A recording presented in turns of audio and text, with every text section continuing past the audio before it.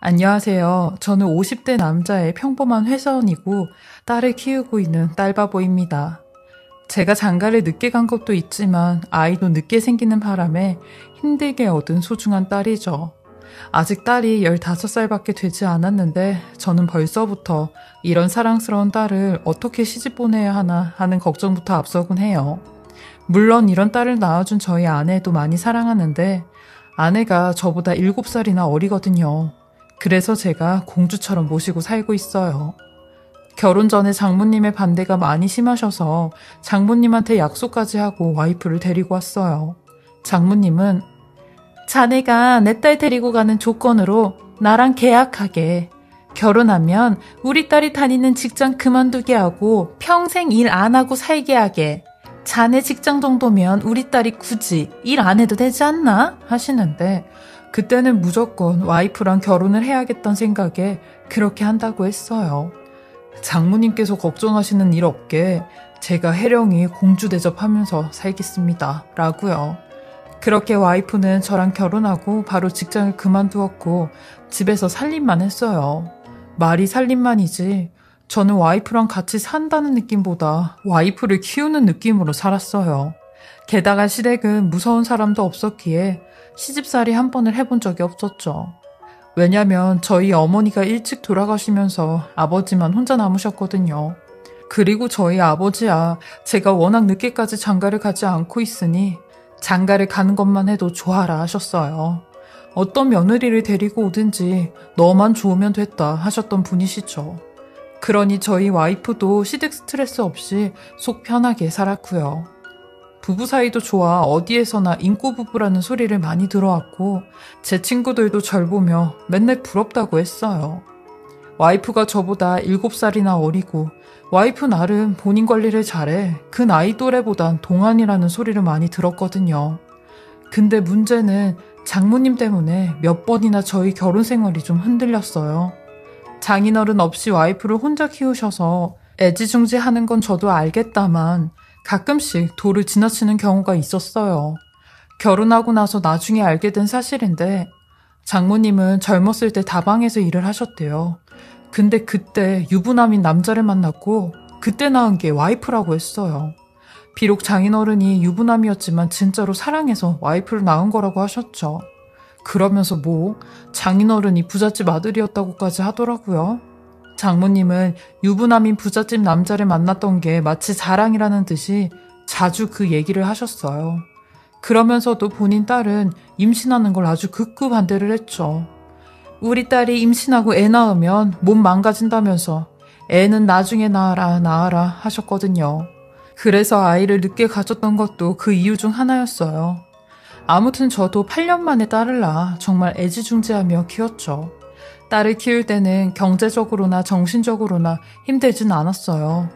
결혼 생활하면서 8년간 돈 들어갈 때가 별로 없어 돈은 좀 모아놨고 아이 키우는 건 장모님의 극성으로 24시간 애기 돌봐주는 이모님을 구해 아이를 키웠거든요. 와이프는 애 낳자마자 헬스며 수영이며 요가며 가리는 거 없이 운동만 했고 100일도 안 돼 금방 처녀대 몸으로 돌아오더라고요. 와이프는 지금까지도 운동집 이러며 살아요. 운동하는 게 와이프의 낙이라고 하니 저도 존중해주고 있죠. 어디 나가서 명품백을 사들이는 것도 아니고 술을 마시러 다니는 것도 아니고 건강을 위해 운동을 하러 다니는데 싫어할 사람이 누가 있습니까? 그러던 어느 날 밤에 야근을 하고 있는데 딸한테 전화가 왔어요. 근데 딸이 우는 목소리를 하며 아빠, 나 지금 배가 뒤틀리는 것 같고 너무 아파서 죽을 것 같아. 열도 나고 오바이트도 하고 나 아무래도 응급실 가야 될 것 같아. 라고 하는데 저는 너무 놀래서 엄마는 어디 갔냐고 했죠. 그러니 몰라. 엄마한테 계속 전화해봤는데 운동하고 있는지 엄마가 전화를 안 받아. 그래서 일단은 할머니한테 전화하니까 할머니가 지금 온대 라고 하는 겁니다. 장모님이 사는 건 무조건 가깝게 살아야 된다고 해서 장모님네 집과 5분 거리에서 살거든요. 딸은 제가 회사에서 야근을 하고 있으니 혹시라도 방해가 될까 혼자 끙끙대다가 마지막에 연락을 한 거더라고요. 전 이런 딸의 전화를 받자마자 일이고 뭐고 다 팽개치고 집으로 갔어요. 집에 가면서도 와이프한테 계속 연락을 했는데 전화는 받지 않았죠. 딸이 혼자 집에서 저렇게 끙끙대며 아파하는데 와이프는 도대체 뭘 하고 있어 전화를 안 받는지 화가 났어요. 근데 더 화가 났던 건 장모님이었습니다. 딸이 장모님을 불러 어쩔 수 없이 같이 응급실에 가긴 했지만 응급실 가는 내내 얼마나 저희 딸한테 구박을 하는지 너는 왜 이렇게 니네 엄마한테 전화를 못해서 안달이었냐? 니네 아빠한테 전화하면 이렇게 바로 해결이 될걸 하면서요. 병원에 도착해 딸의 열을 재보니 39도였어요. 의사 선생님은 딸에게 이런저런 증상을 물었고 장염 같다며 증상이 좀 심각해 보인다고 했어요.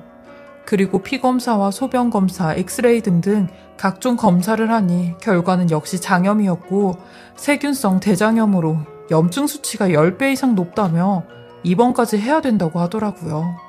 딸은 수액 진통제를 맞고서야 조금 안정이 됐는지 이내 잠이 들었고 저는 잠든 딸을 두고 잠깐 밖으로 나와 와이프한테 계속 전화를 걸었어요. 그런데도 돌아오는 말은 전화를 받을 수 없다는 연결음 뿐이었습니다. 그러니 밖에 대기자석에서 기다리시던 장모님께서 아유 전서방 전화 좀 그만하게 해. 우리 혜령이가 지금 운동하느라 전화를 못 받나 보지. 어련히 부재중 찍힌 거 보면 자네한테 연락할까.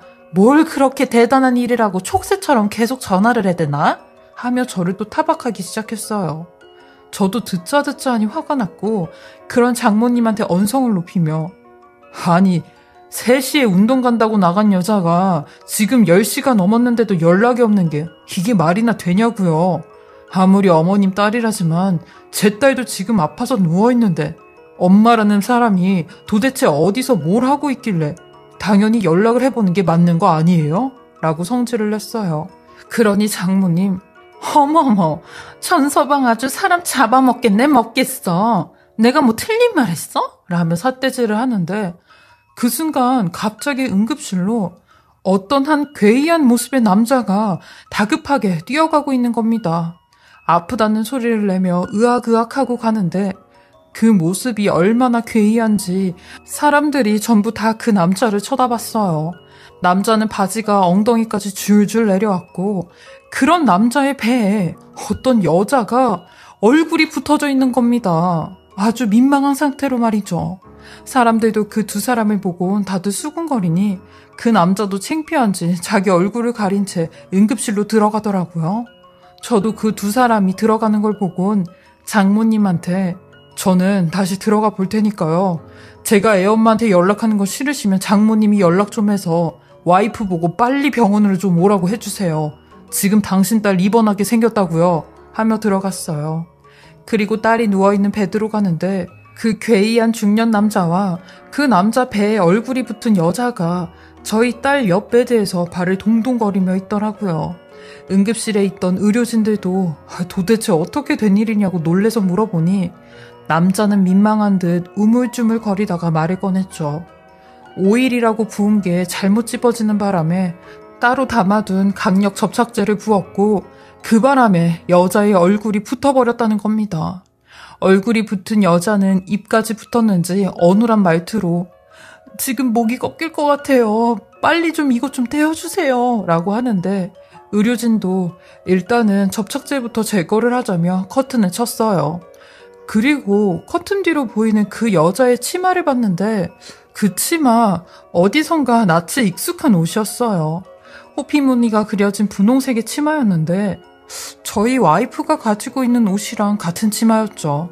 그걸 보곤 설마 하는 생각에 커튼 뒤로 그 여자의 뒷모습만 빤히 쳐다봤어요.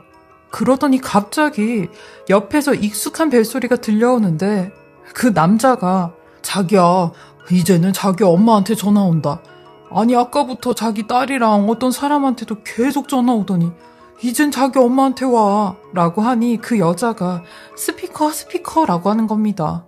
그리곤 이윽고 스피커폰으로 통화 연결이 됐고 전화를 받자마자 너 왜 이렇게 전화를 안 받아? 어디니? 지금 네 딸 응급실 왔어 라고 하는 저희 장모님의 목소리가 들리는 겁니다.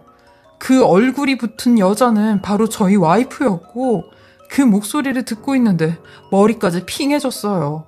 저희 딸도 시끄러운 소리에 잠에서 깨 어이가 없다는 듯이 저만 쳐다보는데 저는 화가 머리 끝까지 차올라 커튼을 열어 제 눈으로 직접 와이프를 봐야겠다고 생각했어요.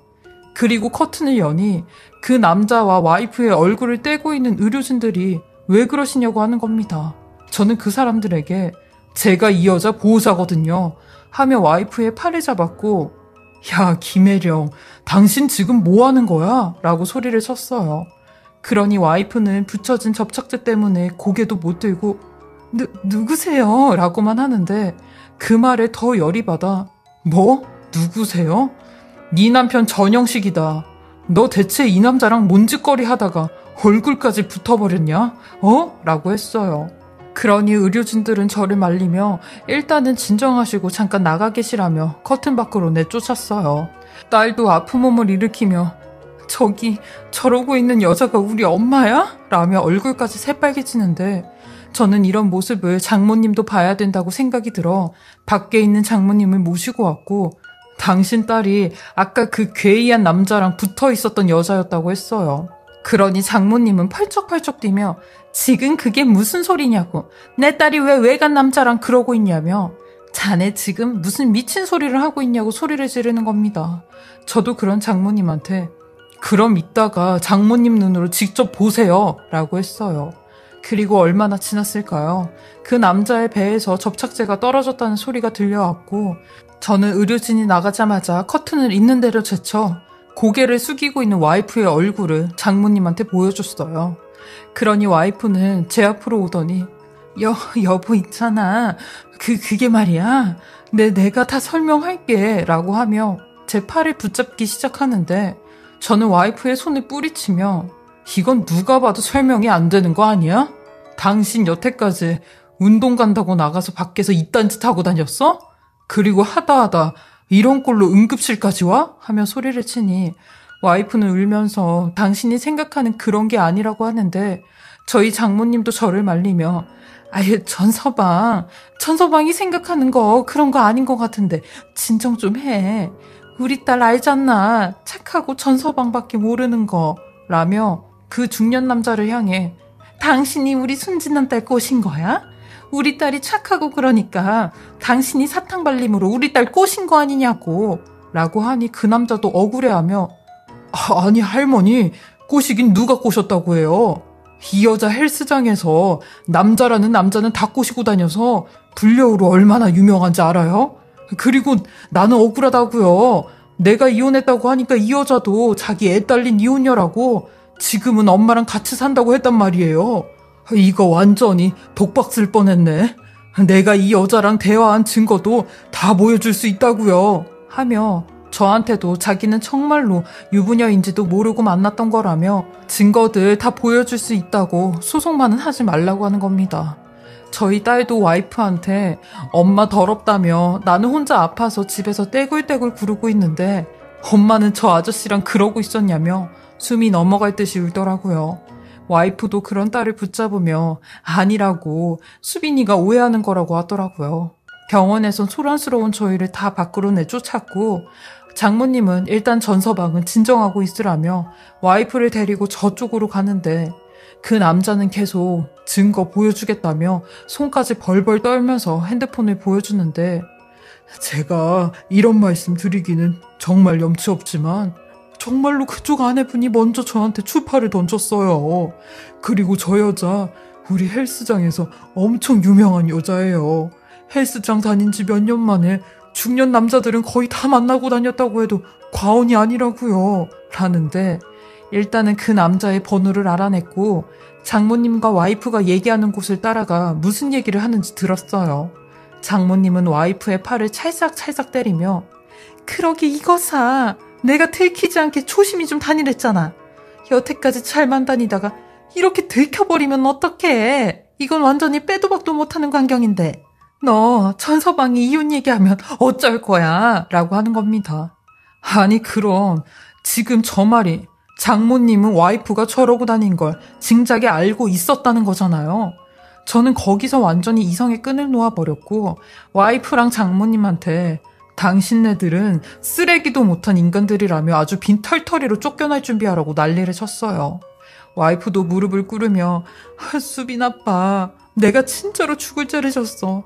그러니까 제발 이 엄마는 다시 생각해주면 안 돼? 라는 그 여자를 밀치고 오는데 장모님은 기름을 붓듯 전서방, 우리 딸이 가뜩이나 얼굴 피부까지 저렇게 다 벗겨져 있는데 전서방마저 우리 딸이 이렇게 밀쳐버리고 내동댕이 치면 어떡하나? 라고 하는 겁니다. 저는 딸을 입원시키고 바로 변호사를 선임해 이혼 소장 보냈습니다. 그리고 저는 아주 유리한 조건으로 이혼을 하게 되었죠. 저는 와이프의 상간남한테 수많은 증거들을 받을 수 있었는데 이 여자 이거 완전히 미친 여자 같았어요. 싱글 행세하고 다니며 헬스장에 있는 중년 아저씨들한테 죄다 껄떡대고 다녔더라고요. 어쩐지 헬스장을 1년을 못 다니고 여기저기 옮겨 다니곤 했는데 그게 다 이유가 있었더라고요. 그리고 상간남한테 지 레깅스만 입은 사진이며 거의 입지도 않은 것 같은 운동복 사진까지 별의별 사진을 다 쳐보냈는데 그게 아주 증거자료로 톡톡히 역할을 했어요. 그리고 와이프랑 불륜을 한 그 아저씨는 정말 아무것도 모르고 와이프를 만난 게 입증이 되어 되려 와이프한테 손해배상을 청구한다고 했어요. 그렇게 와이프는 한 번에 2개의 소송을 진행하게 되었고 변호사 선임할 돈도 없어 장모님과 함께 저를 찾아와서 애걸복걸하기 시작하는데 여보, 나 지금 빚더미에 앉을 것 같아요. 나한테는 돈도 한 푼 없는 거 당신이 더 잘 알잖아요. 나 한 번만 살려주세요. 네? 라고 하길래 네 몸뚱이 뒀다 뭐하냐고 어디 가서 설거지나 청소라도 하라고 했어요. 너 평생 내 덕에 잘 먹고 잘 살지 않았냐고 했죠. 그렇게 저는 와이프와 7개월에 걸쳐 이혼을 하였고 승소하였습니다. 양육권과 재산분할 8대2로 나눠 갖고 끝을 냈죠. 장모님은 제가 승소했다는 판결을 듣고 저를 찾아와 속 좁은 인간이라느니 너 같은 쫌팽이한테 내 딸을 보낸 게 천추의 한이라느니 두고 보라고 우리 딸 너보다 더 돈 많은 남자 만나서 다시 시집 보낼 거라고 하는데 저는 이런 장모님한테 딱 한마디 했습니다. 모전여전이라고. 당신이 여태 그렇게 살았으니까 당신 딸도 그러고 살지. 평생 그렇게 사세요. 첩노릇하면서 라고 했어요. 장모님도 아무 소리 못하고 저희 집 문을 발로 차고 난리를 치는데 경찰 부르기 전에 당장 나가라고 질척대지 좀 말라고 했네요. 무엇보다 저희 딸이 걱정이었는데 본인 눈으로 직접 그런 모습을 봤으니 충격이 얼마나 컸겠어요.